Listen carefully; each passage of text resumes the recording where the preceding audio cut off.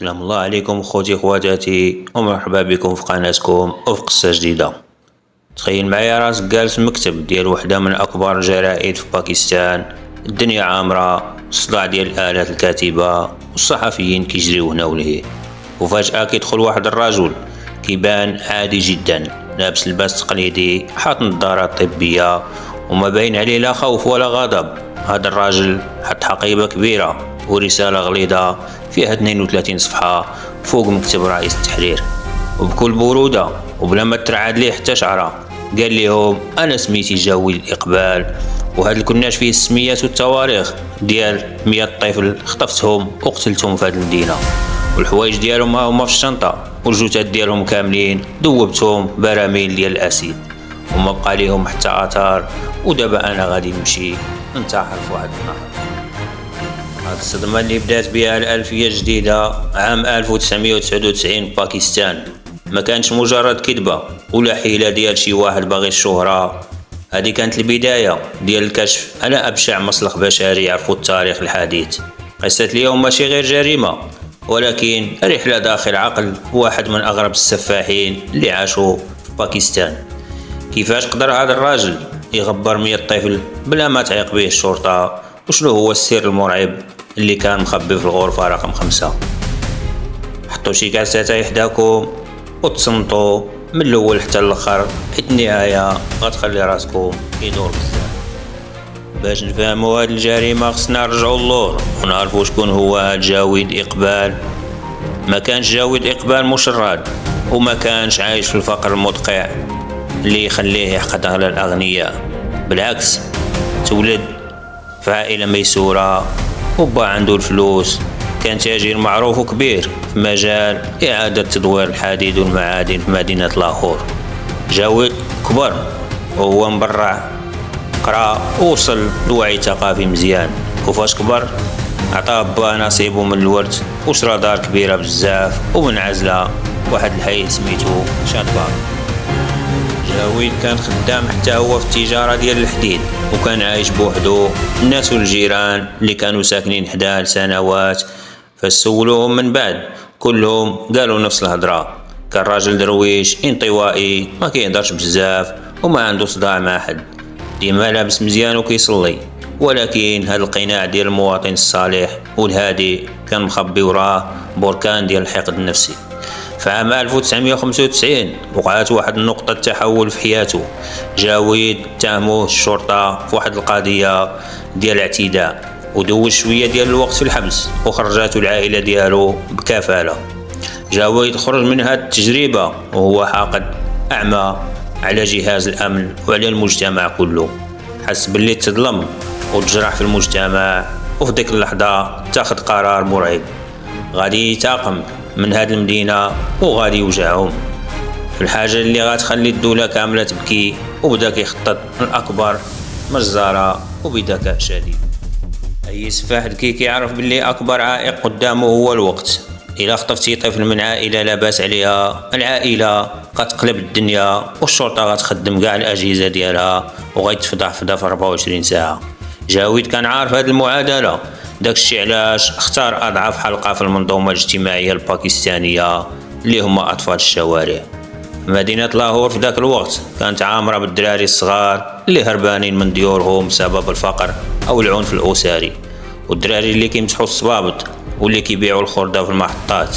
هاد الأطفال بالنسبة للمجتمع كانوا بحال الأشباح، إلا حضروا ما حد جايب ليهم خبار، وإلا غابوا ما حد كيسول عليهم. جاويد ما كانش كيمشي يختطفهم بيديه ديما، دار شبكة صغيرة جند معاه 4 ديال المراهقين والشباب الصغار اللي طمعهم بالفلوس. كانوا هاد المراهقين هما الصيادين ديالو، كيمشيو المحطات والأسواق كيشوفوا الدراري اللي جالسين بوحدهم وفيهم الجوع وكتبان عليهم الغربة، كيقربوا عنده بكل حنان وتيقولوا ليه اجي معنا، كاين واحد السيد غيعطيك تاكل ماكله سخونه وغيعطيك حوايج نقيه وفين تنعس هاد الليله، وفوق هادشي غيعطيك فلوس. الطفل المسكين اللي محروم من حنان الوالدين كيتيق وكيمشي معاهم وهو فرحان وما كيعرفش باللي هذيك هي اخر رحله في حياته. غير كيدخل الطفل لهاديك الدار الكبيره في حي شادباغ كيسد جاويد الباب بالمفاتيح تما كتبدا تفاصيل الجحيم. الدار كانت فيها واحد الغرفة معزولة سموها المحققين من بعد الغرفة رقم 5. هاد الغرفة كانت هي المسلخ البشري ديال جاويد. كان كيقدم للأطفال عصير ولا ماكلة فيها مواد مخدرة قوية غير كيدوخو، وكتحيد منهم الجهد. كان كيربطهم بسلاسل حديدية، ومن بعد كان كيمارس عليهم أبشع أنواع الاعتداء والتعذيب. وفاش كيسالي الشهوة الشيطانية ديالو كان كيجيب حبل طويل ديال النايلون كيدوروه على عنق الطفل وكيخنقوه بكل برودة، وهو كيشوف العينين ديالو كتطفى حتى كيموت. ولكن كيفاش قدر يدير هادشي؟ مية الطفل والريحة ما تعطيش ويشموها الجيران. هنا فين استغل جاويد الخبرة ديال عائلته في المعادن والكيمياء. شرا براميل كبيرة وبزاف ديال البلاستيك المقوى وعمرهم بحمض الهيدروليك اللي معروف بالاسيد القاتل. هنا كان كيهز الجثة ديال الطفل وكيحطها وسط البرميل وكيشد عليها مزيان. هاد الاسيد كان كياكل اللحم والشحم وحتى العظام في ظرف يومين او 3 ايام. الجثة كاملة كتولي عبارة على سائل اسود كحل وما بقاش ليها اثار. ومن بعد كان جاويد كيهز داك السائل بكل ثقة وكيخويه في شبكة الصرف الصحي اللي دايزة تحت الدار ديالو. تخيلوا يا الخوت 100 طفل دابوا في هذيك البراميل ورجعوا مجرد ماء دايز في القواس. استمر جاويد بهذه الطريقة شهور وشهور، وكان عنده هدف واحد في دماغه، أنه خصو يوصل للرقم 100. علاش الرقم 100 بالضبط؟ حيث كان باغي يدير صدمة تذكيرية للمجتمع وبغى يثبت للشرطة بلي هما أغبياء وما كيسوا والو. فاش وصل الضحية رقم 100 حبس، وفي ليلة 30 ديسمبر 1999 دار داكشي اللي درنا عليه في المقدمة، صيفط الرسالة وحط الشنطة. الشرطة فاش داهمات الدار صدمات واحد الصدمة ما عمرها شافتها. بقاو براميل باقي فيها الاسيد وبقايا دموية ما دابتش كاملة. ولكن الحاجة اللي بكات الضباط والجنود اللي دخلوا لهذا المكان هي واحد الشنطة كبيرة. فاش فتحوها لقاو فيها الحوايج والصبابط ديال كاع الاطفال 100. وجاويد من كثرات ما هو مريض ومنظم كان ملصق في كل لبسة ورقة صغيرة فيها اسم الطفل، شحال في العمر ديالو والنهار والساعة فاش خنقودو. مدينة لاهور ولات مقلوبة، والعائلات ديال الدراري اللي كانوا غابرين جاو كيجريو، بكاء وصراخ في كل بلاصة.